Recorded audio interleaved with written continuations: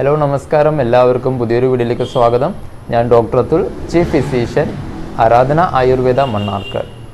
അപ്പോൾ ഇന്നത്തെ ഈ വീഡിയോയിൽ നമ്മൾ സംസാരിക്കാൻ പോകുന്നത് ഒരു ആയുർവേദിക് ഔഷധത്തിനെ കുറിച്ചാണ്. It is Trikatu Churnam.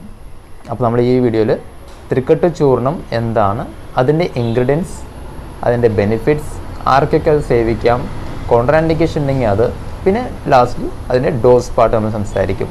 അപ്പോൾ വീഡിയോയിലേക്ക് പോകുന്ന മുമ്പേ ആരെങ്കിലും പുതുതായിട്ട് കാണുന്നുണ്ടെങ്കിൽ ഈ ഒരു ചാനൽ സബ്സ്ക്രൈബ് ചെയ്യുക, കൂടാതെ ബെൽ ബട്ടൺ അമർത്തിയിട്ട് എനേബിൾ ഓൺ നോട്ടിഫിക്കേഷന് ക്ലിക്ക് ചെയ്യുക, പിന്നെ സപ്പോർട്ട് ചെയ്യുക. വീഡിയോയിലേക്ക് പോകാം. അപ്പോൾ ത്രികട്ടു ചൂർണം പറയുമ്പോൾ അതൊരു ചൂർണ്ണ കൽപ്പനയാണ്. അപ്പോൾ നിങ്ങൾക്കറിയാം ആ ഒരു വേർഡിന് ത്രികട്ടു, അപ്പം 3 പറയുമ്പോൾ 3 ഇൻഗ്രീഡിയൻസ് ഉണ്ട് മെയിൻലി. പിന്നെ ആയുർവേദത്തിൽ ഇതിൽ ഷഡ്രസത്തിനെ കുറിച്ച് പറഞ്ഞിട്ടുണ്ട്. ദാറ്റ് ഈസ് മധുരരസം, ആമ്ലരസം, ലവണ, കട്ടു, തിക്തരസം. അപ്പോൾ കട്ടുരസം നിങ്ങൾക്കറിയാം ഒരു സ്പൈസി അല്ലെങ്കിൽ പഞ്ചൻ ടേസ്റ്റ് ഉള്ള ഒരു രസമാണ്. അപ്പോൾ ആയുർവേദം പറയുമ്പോൾ വെരി ഈസി ഒരു സംഭവമാണ്. നമ്മുടെ കിച്ചണിലേക്ക് ഒന്ന് പോയാൽ മതി, മാക്സിമം നമ്മുടെ മരുന്നുകൾ അല്ലെങ്കിൽ മാക്സിമം ഹെർബ്സ് അല്ലെങ്കിൽ നമ്മുടെ മെഡിസിൻസൊക്കെ അവിടെ തന്നെ നമുക്ക് കാണാൻ കഴിയും. പിപ്പിലി ആയാലും കുരുമുളകായാലും വെളുത്തുള്ളി, സവാള, അങ്ങനെ തന്നെ ഏലക്കായ, മഞ്ഞൾ, അപ്പോൾ അങ്ങനത്തെ മാക്സിമം നമ്മുടെ ഔഷധി കിച്ചണിൽ തന്നെ നമുക്ക് അവൈലബിൾ ആണ്. അപ്പോൾ ഈ ത്രികട്ടു ചൂർണം പറയുമ്പോൾ അത് നമുക്ക് കിച്ചണിൽ നിന്ന് കിട്ടാൻ കഴിയും. അപ്പോൾ നമുക്ക് നോക്കാം എന്തൊക്കെയാണ് അതിൻ്റെ ഇൻഗ്രീഡിയൻസ്. അപ്പോൾ ത്രികട്ടു പറയുമ്പോൾ 3 ഇൻഗ്രീഡിയൻസ് ഉണ്ട്. First one is Pipili.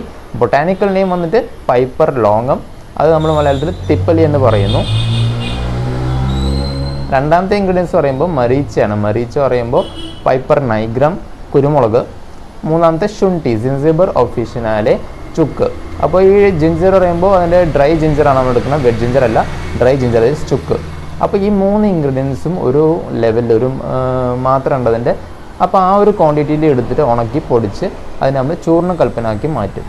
അപ്പോൾ ഈ ഒരു ത്രികട്ടു പറയുന്നത് സംഭവം ചൂർണ്ണ കൽപ്പനയിലുമുണ്ട്, സിറപ്പ് ഫോമിൽ അവൈലബിൾ ആണ്, ടാബ്ലറ്റ് ഫോമിൽ അവൈലബിൾ ആണ്. പക്ഷേ ചുരുക്കി പറഞ്ഞു കഴിഞ്ഞാൽ ത്രികട്ടു പറയുമ്പോൾ 3 ഇൻഗ്രീഡിയൻസ് ആണ് ബേസിക്കലി നമ്മൾ എടുക്കുന്നത്. അപ്പോൾ അതിന് ചൂർണ്ണയായാലും സിറപ്പായാലും ഇൻഗ്രീഡിയൻസ് ആർ സെയിം. അപ്പോൾ അടുത്ത് നമുക്ക് നോക്കാം എന്തൊക്കെ അതിൻ്റെ ഉപയോഗങ്ങൾ, ബെനിഫിറ്റ്സ് നമുക്ക് നോക്കാം. അപ്പോൾ ത്രികട്ടു ചൂർണം പറയുമ്പോൾ അതിന് വരുന്ന ഇൻഗ്രീഡിയൻസ് തിപ്പലി, കുരുമുളകും ശുണ്ഠിയും, 3 ചൂടുള്ള ഒരു ഇൻഗ്രീഡിയൻ്റ് ആണ്. അപ്പോൾ നമ്മുടെ ഡൈജസ്റ്റീവ് എലിമെൻറ്റ്സിലൊക്കെ നമുക്കതിനെ ഉപയോഗിക്കാൻ പറ്റും. ഈ വയറ് വീർത്ത് വരിക അല്ലെങ്കിൽ ഗ്യാസ് ഫോർമേഷൻ, അത് അപ്പോൾ പേഷ്യൻ്റ് ഒന്ന് പറയാറുണ്ട് ഇങ്ങനെ വയറ് നല്ലോണം വീർത്ത് വരണ പോലെ തോന്നും, കുറച്ച് എന്തെങ്കിലും കഴിച്ചാൽ തന്നെ വീർത്ത് വരുന്നു, അല്ലെങ്കിൽ ഗ്യാസിൻ്റെ ഫോർമേഷൻ ഉണ്ടാവണം, അല്ലെങ്കിൽ ദഹനം ശരിയല്ല, കഴിക്കുമ്പോൾ ഒക്കെ ശരിക്കും ദഹിക്കാതെ പോവുക, അല്ലെങ്കിൽ അവിടെ കെട്ടിക്കിടക്കുക, ശോധന ശരിയാവാതിരിക്കുക, അല്ലെങ്കിൽ പുളിച്ചേട്ടിൽ പോലെ തോന്നുക. അപ്പോൾ അങ്ങനത്തെ കുറേ രോഗങ്ങൾ, അപ്പോൾ ഒക്കെ നമ്മുടെ ഡൈജസ്റ്റീവ് ഡിസോർഡേഴ്സിൽ പെടുന്ന ഒരു സംഭവമാണ്.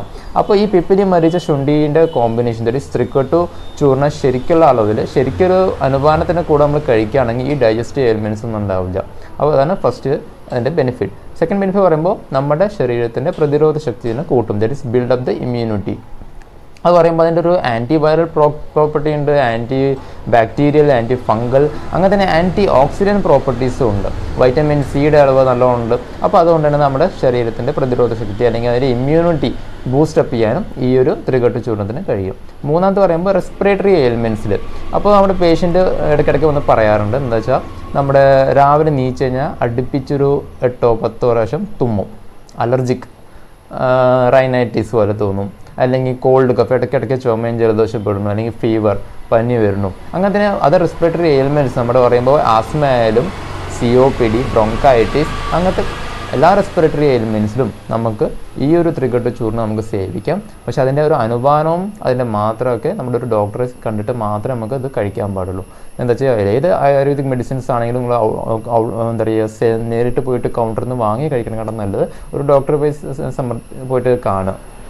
അപ്പോൾ ആ ഡോക്ടർ നിങ്ങളുടെ എന്താ പറയുക പ്രകൃതി അനുസരിച്ച് നിങ്ങളുടെ രോഗത്തിൻ്റെ എത്ര തീവ്രത ഉണ്ടോ അതിനനുസരിച്ചുള്ള മെഡിസിൻ, അതിനനുസരിച്ചുള്ള ഡോസും അനുപാനം തരും. അനുപാനം നല്ല ഇമ്പോർട്ടൻ്റ് ആണ് നമ്മുടെ ആയുർവേദത്തിൽ. വെറുതെ നമ്മൾ കഴിച്ചാൽ ഒരു കാര്യമില്ല. അപ്പോൾ ഏത് അനുപാനത്തിൻ്റെ കൂടാണ് നിങ്ങൾ സേവിക്കണം, അതാണ് ഇമ്പോർട്ടൻ്റ് ഉള്ള സംഭവം. അപ്പോൾ അങ്ങനെ റെസ്പിറേറ്ററി എലിമെൻറ്റ്സിൽ നമുക്കത് ഉപയോഗിക്കാൻ പറ്റും. പിന്നെ നമ്മുടെ pain and inflammation condition, that is anti arthritic property ഉള്ളതുകൊണ്ട് തന്നെ, ആൻറ്റി ഇൻഫ്ലമേറ്ററി പ്രോപ്പർട്ടി ഉള്ളതുകൊണ്ട് തന്നെ നമുക്ക് ഈ പെയിൻ ആൻഡ് ഇൻഫ്ലമേഷൻ ഉള്ള കണ്ടീഷനിലൊക്കെ നമുക്കത് ഉപയോഗിക്കാൻ പറ്റും. പിന്നെ ചിലർ പറയും തൊണ്ടയിലൊരു കറുകറുപ്പുണ്ട് അല്ലെങ്കിൽ തൊണ്ടയിലൊരു ഇറിറ്റേഷൻ പോലെ ഉണ്ട്. അപ്പോൾ സോർ ത്രോട്ട് അങ്ങനത്തെ കണ്ടീഷനിലും നമുക്ക് ഈ ഒരു തൃക്കട്ട് ചൂർണം ഉപയോഗിക്കാൻ പറ്റും. പിന്നെ സ്റ്റേജസ് ഓഫ് ന്യൂട്രീഷനിൽ വരുന്നതാണ് assimilation. After the first one the injection, പിന്നെ വരുന്നത് ഡൈജഷൻ ആവുന്നു, അബ്സോർബ് ചെയ്യുന്നു, അസിമിലേഷൻ.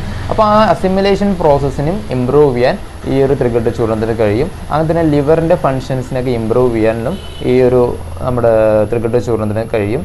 പിന്നെ നമ്മുടെ ശോധനയൊക്കെ ശരിയാക്കാനും പിന്നെ നമ്മുടെ ദഹനത്തിനൊന്ന് റെഡിയാക്കാനും ഓവറോൾ ഡൈജസ്റ്റീവ് റിലേറ്റഡ് എയിൽമെൻറ്റ്സിനൊക്കെ കറക്റ്റാക്കാൻ തൃക്കട്ട് ചൂർണം സേവിച്ചാൽ മതിയാവും. അപ്പോൾ അടുത്ത് നമുക്ക് നോക്കാം എന്തൊക്കെയാണ് കോൺട്രാ ഇൻഡിക്കേഷൻസ്. ചുരുക്കി പറയുമ്പോൾ കോൺട്രാ ഇൻഡിക്കേഷൻസ് പറയാൻ അധികമൊന്നുമില്ല. നമുക്ക് എല്ലാവർക്കും അത് സേവിക്കാം. ഒരു പെർട്ടിക്കുലർ ലെവൽ അല്ലെങ്കിൽ പെർട്ടിക്കുലർ ഡോസ് ഉണ്ട്, അത് അടുത്തായിട്ട് നമ്മൾ പറയും. പക്ഷേ ഇതൊരു ചൂടുള്ള ഇൻഗ്രീഡിയൻ്റ് ആണ്. പിപ്പിലി ആയാലും മരീച ആയാലും ശുണ്ഠി ആയാലും, പിപ്പിലി, കുരുമുളക്, ശുണ്ഠി അല്ലെങ്കിൽ ചുക്ക് മൂന്നും ചൂടുള്ള ഇൻഗ്രീഡിയൻ്റ് ആണ്.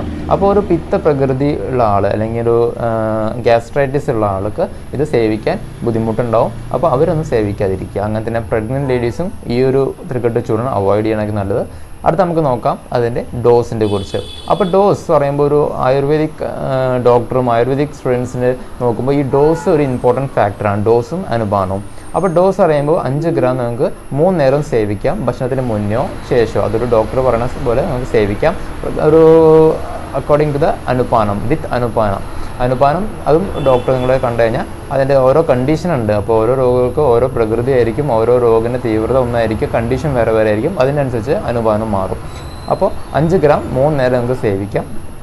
അപ്പോൾ ഇതായിരുന്നു ചുരുക്കി പറഞ്ഞാൽ തൃക്കട്ട് ചൂർണം, അതിൻ്റെ ingredients, benefits, indication, contra indication, അതിൻ്റെ കുറിച്ചുള്ള മാത്രങ്ങളും ഡോസ് പാർട്ട് ഞാൻ പറഞ്ഞതുണ്ട്.